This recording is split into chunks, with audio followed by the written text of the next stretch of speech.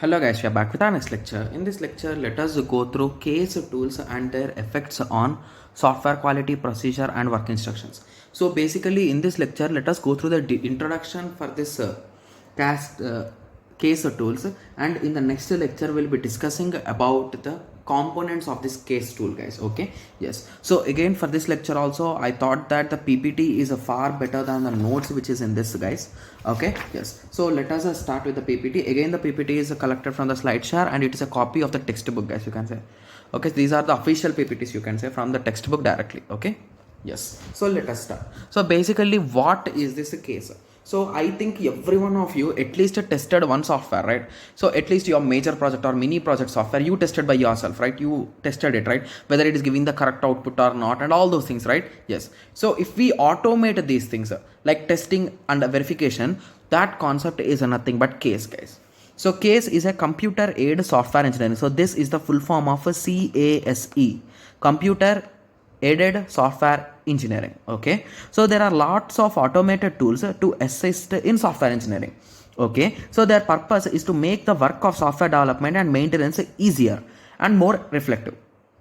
Okay, yes. So whenever you want to optimize or reduce your work, you will be giving your software to this case application. So that application will process and gives you what are the issues and what are the things. Okay, yes. So what is the main use of this case? What does it require? So that's what we'll be seeing here. So case tools often use substantially saving in resources required for software development. So basically, when testing is done by this application, you are indirectly reducing the testing group, right? So there is no need of separate team for testing the application. There is no need of time waste and all those things, right? Yes. So it's shorter time to market. Okay, so basically it will reduce the time. Similarly, substantially saving of resources for maintenance. So basically you are not going to waste your teammates time and all those things in this maintenances and the things.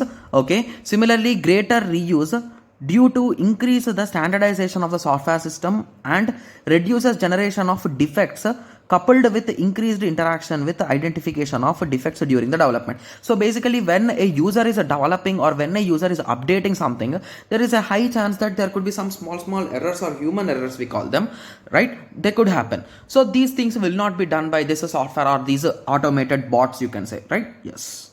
Okay, so let us continue. So what is a case tool? So the contribution of a case tool to software product quality. So basically you can check the quality. Similarly, the maintenance of the quality can also be done, and improvement of the project management can also be done by this case application, you can say, or case tool. Okay, yes.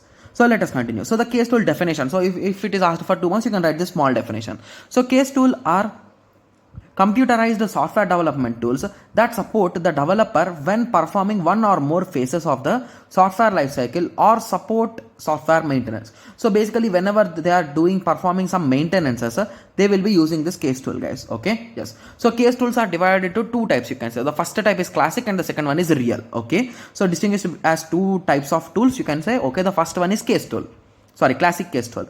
So classic case tool are the normally used like debuggers, compilers and all those things. So basically when you write a project or when you write some code, where you will be writing mostly in compilers, right? Yes. So you will be compiling the code and you will be getting the result, there are any errors or not and all those things. So those come under the classic tools.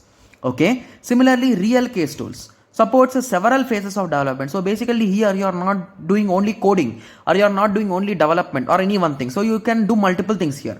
So uppercase tools support analysis and data analyzing and designing. So basically here in uppercase tools you can do both.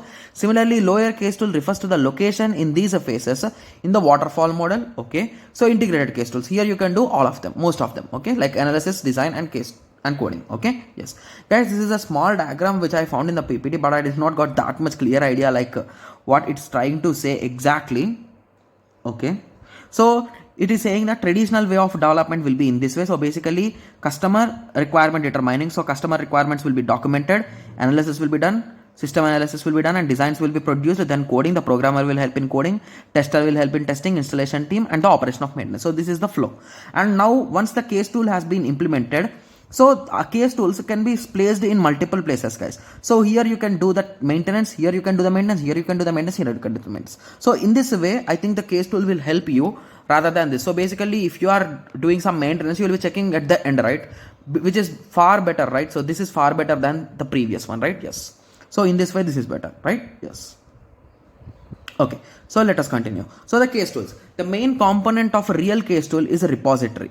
Okay, so repository stores all the changes. So basically in GitHub and everywhere they will be calling repositories, right? So repositories is nothing but the place where your whole code, whatever code you did today, will be stored. So basically if it is storing code, it will also store who did what changes. So basically assume in this way, so you are working in a big company which is having 100 employees. So in this situation 100 employees are working on the same code. So in this way, if a single user changes the code, it should be informed to all the 99 users, right? Yes. So that is the chance with the GitHub. So basically whenever someone changes something, so he will commit the code, guys. So once he commits the code, there will be a message showing that this guy named so and so has committed the code, this many lines he changed at this time. So in this way it will maintain the records and everything, guys. Okay, yes. So repository stores all the changes and information, okay, and info related to the project form development through maintenance. Okay, yes. So maintenance, I hope everyone watched the previous lecture, right, where we discussed the 3 types of maintenance, right? Yes. Okay, so in this way the case tool will help, guys. There is a computerized management for this repository, so you can use the case tool for this management and all those things also, right? Yes.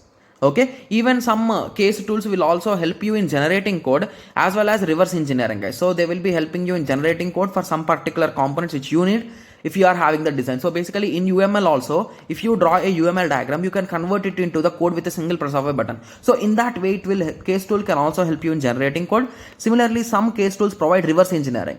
Okay, so reverse engineering is nothing but when a particular component is not working as per requirement, you will be understanding the backend like from reverse. So basically from output you will move on to the input.